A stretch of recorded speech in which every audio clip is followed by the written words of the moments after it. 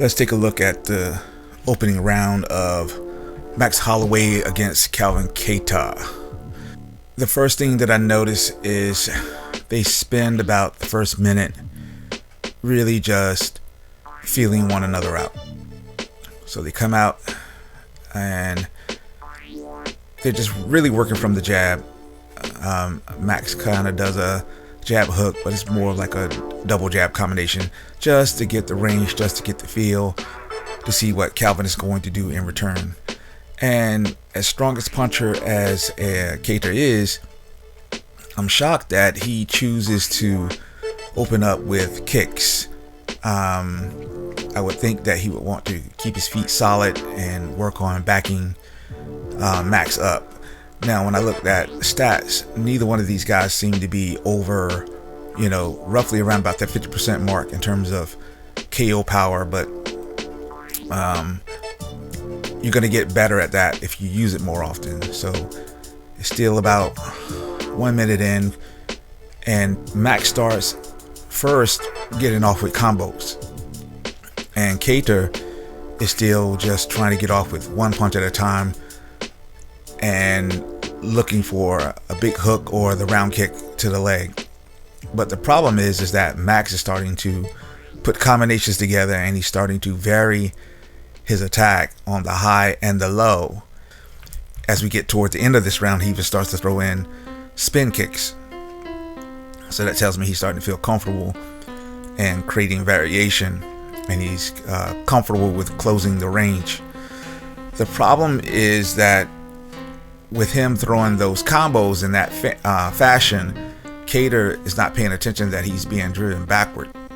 So if you have a guy who's a power puncher and he's already, at 50% finishing rate, then the thing that's not going to help him is, him moving backward. And Max is starting to control the real estate. Now, when I say real estate, I'm always talking about the black lines that, make up the octagon shape in the center. When you start being pushed beyond those 2 points, pretty much you start, in my opinion, your brain starts working on defending the takedown because you're being pushed toward the cage. Now, Max isn't necessarily looking to take you back there, but that threat is always there. As Max is moving forward, I think we're at 2.5 minutes, halfway of the round now, and Max has already gotten off 4 or 5 of those combos where he's putting at a minimum three punches, 3 strikes together, mixed in with punches and kicks. And another thing he's doing is quickly resetting, and he's able to come back in with a quick kick or an additional power punch, which again is putting Kattar on his heels. And Kattar is finally at about minute 45, minute 50, minute 45. He's starting to throw 1-2s, engaging Max with combinations. But the problem is that they're far few in between, and then still directed toward the head, whereas Max has a high and low attack and a good mixture. Kattar is still falling in for the idea of moving backwards. So now, rather than be on the attack, he is starting to become a counter puncher. That's not going to work against a volume puncher like Max Holloway, because he's going to pick you apart. You're just dependent on hoping that you can catch him in the middle. And again, because both fighters are about 50% finishing rate, it's not likely that you're going to catch him in the middle. But nonetheless, it's about 40 seconds left, and Max is just having his way now. And that's around about the time when the kick starts showing up, where he backs him up to the cage, hits him with a spin kick, and he's just starting to have fun. He's working the body, going back to the head, spin kick, back to the head. And that's because he's resetting so fast, and Calvin is not resetting. So, he's allowing Max to reset, hit, reset before he gets off one time. And that explains why the volume of the fight was so high. I think it was about 700 plus strikes attempted as far as significant strikes overall. Okay, so round two,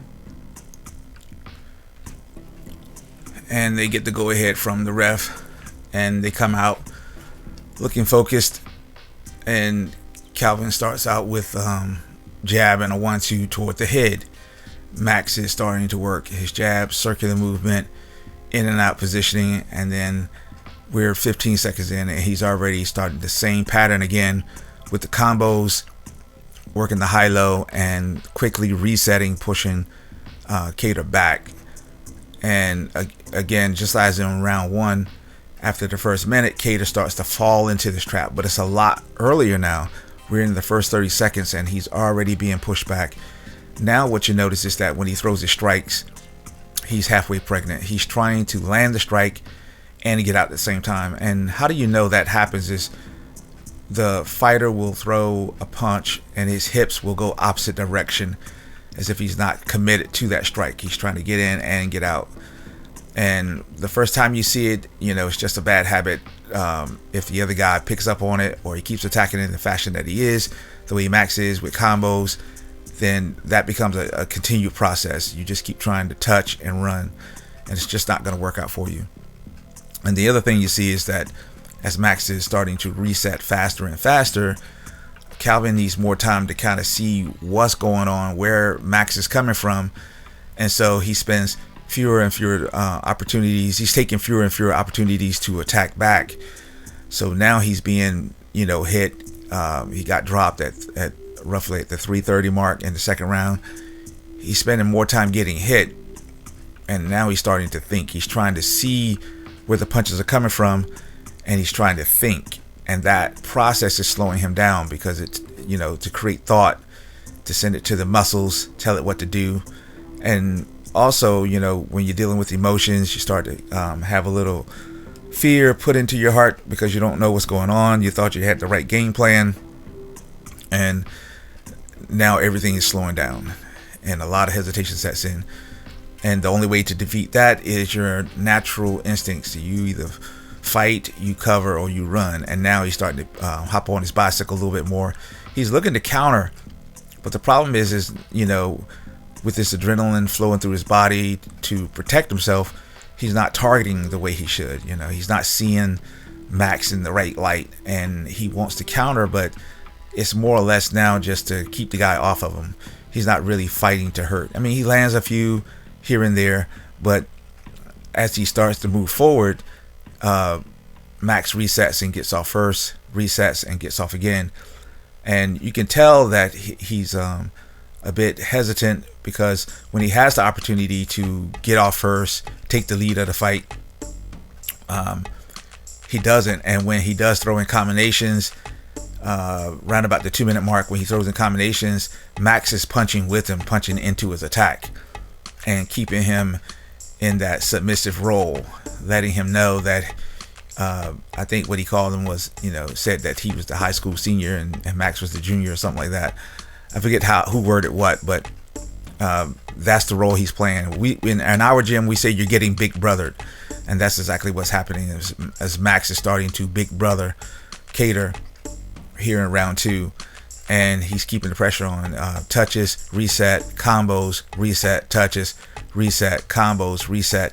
And it's just a repeated process, and especially again push them beyond those 2 black lines, push them toward the cage, falling in with elbows, high-low body shots, and Max is looking to kill, and Kattar is just pretty much covering up and swinging for the fences, but with no real targeting in those punches, so he's not 100% sure what he's hitting, and the volume is just increasing and increasing.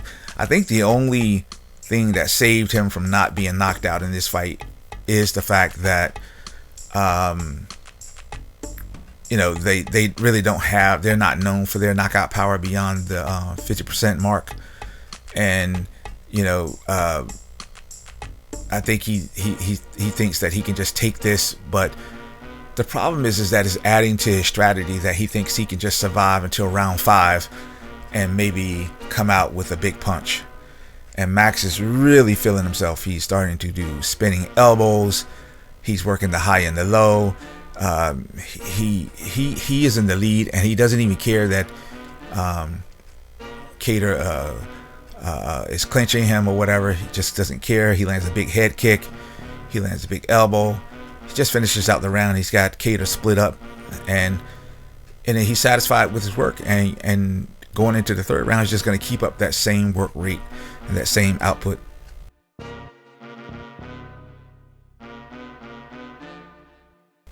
Big head kick at the end of round 2. And Kattar, his only response is to smile. And that's another mental sign that the guy's starting to, acquiesce in a subtle sense that, he's settling for what this flow is. And he hasn't physically done anything in terms of the real estate. He hasn't tried to back Max up. I mean, he's throwing hard punches, but he's not covering that distance. And he's throwing those hard punches one at a time. And Max is, again, from just as it was in round 1, he's controlling the distance. He's backing him up. Now his feints are starting to work.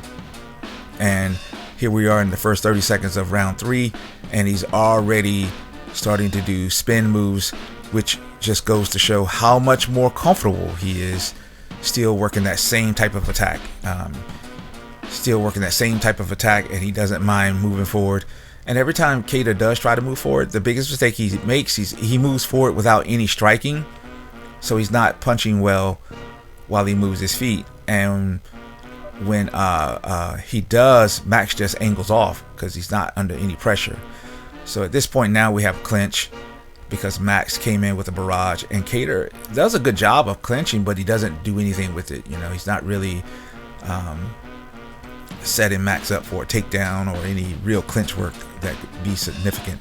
And he's starting to get hit more where it matters, where he's becoming disorganized and confused about what's going on. And then that leads you back to go to your primal instincts. And his primal instincts is to throw big punches toward the head. And that's actually his downfall at this point. He doesn't have a variation. And it's not a matter of Max ducking in for a takedown or anything like that. It's just that Max knows where to defend. He knows where all the punches are going to come from. So, he just has to be ready for it at that point. He can brace for it, or he can even avoid it. And the same thing, Kattar still is coming off his back foot with the kick to the leg. Nothing has really changed since round 1, but Max has become a different person. And that's one of the things that, you try to teach your fighters, is that how you start round 1 is not who you are in round 3.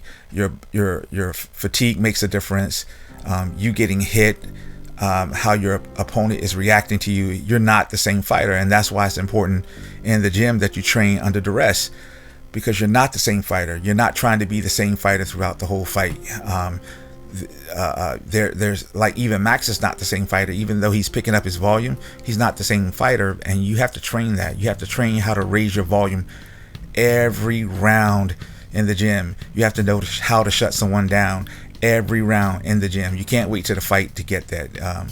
If you're only doing, let's say giving a smooth number, 20 strikes a round in the gym every round, it may look good if the other guy in the gym is only doing 10, but you can't be even every round. You've got to know how to raise your level, and that's where the coaches come in, being able to ask you to raise your level by challenging you to do things that normally outside of your comfort zone. Sometimes that means shutting down one of your training partners who has a high volume, and in some cases it means raising your volume, getting you to throw more than what you used to.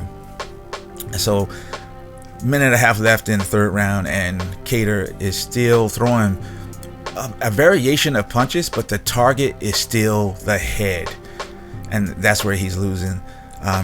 He throws a push kick here, and again he's resetting, and Max resets, and Max gets off first. Not only does he get off first, he throws a combination, and Kattar tries to counter. Max rolls with it, and guess who's resetting and coming back? Max Holloway, and finishes that engagement with the head kick. Kattar throws a jab. Guess who comes in with a combination? Max Holloway, and that's the problem. He's still throwing one punch at a time. He's still been backed up, and that leaves an impression on the with the judges, that you're being backed up to the cage, and you're you're relegated to only countering, or you're pretty much doing nothing. Right about the 50-second mark of the third round, Kattar shows some head movement, but just not enough. He's consistent with just trying to counter, bob his head from left to right every once in a while, and maybe throw big punches. And again, just not enough variation considering what's coming at him. Max is hitting him with a jab, fade away, cross, hits the body, comes back with the jab, back to the body attack, puts him up against the cage, and then just keeps probing him from the jab back to the cage beyond those two black lines, resetting, weaving, plays the robot, slips, triple jab, cross, and then taunting him at this point, slips in the backhand and the round ends. Beautiful work from Max Holloway. Okay, so basically rounds 4 and 5 basically resemble rounds 1 through 3. Pretty much it was not so much what Max did that made the fight consistent. It's just what Calvin Kattar didn't do. He didn't vary. He didn't back him up. The time that it took to reset and initiate an attack was just too long in between engagements. Had he fixed those 3 problems right there, a lot more would have happened in his favor, because he did land some good shots that were pretty effective.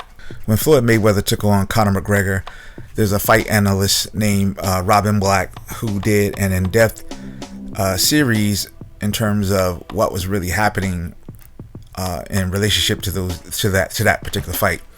And one of the things that he talked about was a disruption that was happening in the world of combat sports, because you had this situation where you had a mixed martial artist who was able to go into boxing with very limited experience and actually be effective against a boxer who had known nothing but boxing. And he talked about the fight being based on nervous system, and his idea of a disruption comes from basically an outside force, an outside consciousness that impacts the activity. And I think what you're seeing here is Max Holloway becoming a disruption within mixed martial arts. Something has changed, something has switched over since the time that he fought Volkanovski. He's a different person. I would like to see more of the punching power, but I can say that, he threw he landed 445 significant strikes out of 744 attempts, whereas Kattar landed 133 out of 283 attempts. And Kattar's the number 6 guy, and Max is the number 1 or number 2 guy for the title. I forget which one, but think about that gap. 744 attempts to 283. There's a huge gap between the number 1 and number 6. That tells me that something has changed, something is switched on in terms of that level. And the commentators kept mentioning Canelo Alvarez. If you look back at Canelo's last performance against Callum Smith, Canelo had 494 attempts, landed 214 punches, and has 11 minutes more than a mixed martial artist has in his fight. You understand what I'm saying? So a championship fight in boxing goes 36 minutes. A championship fight or a 5-round fight in MMA goes 25 minutes. So Max Holloway, minus those 11 minutes, did almost double the work. Had he had those 11 minutes, for him that would be the equivalent of at least another 2 rounds. You could say that Max Holloway would have had an output well over 1,000. And if he holds the record right now for the most strikes thrown in mixed martial arts, that tells me that something has changed in the consciousness of MMA, and Max Holloway is the driving force. He is the vehicle behind that, and we should see a lot more fighters raise their levels, because I've been studying outputs for quite some time now, and I noticed that once a certain trend happens, a lot of other people pick up on it and run with it. Max Holloway came in, did what he needed to do, got the win, of course, but you are seeing something that's unique and different changing in the world of MMA, and you've got nothing but good things to look forward to if all the fighters get on board and start coming out with the same intensity, the volume, and the ferocity. All right, I am Coach Sess, and you've had words with the mad coach.